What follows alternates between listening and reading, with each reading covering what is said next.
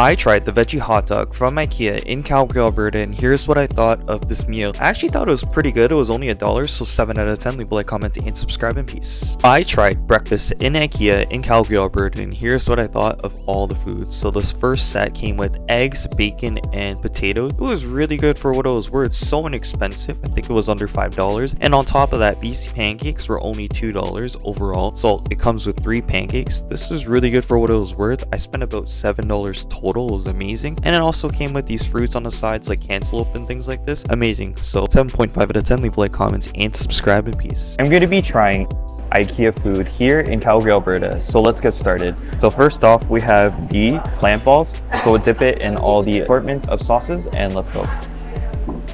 Yeah, actually pretty solid. So I'm going to give it a 7.5 out of 10. And now we're going to be trying the macaroni and cheese. This is what it looks like. Let's go. This is pretty good too. So I'm also going to give it a 7.5. Last but not least, the egg medallion. This one was peak 8 out of 10. Leave a like, comment, and subscribe, and peace.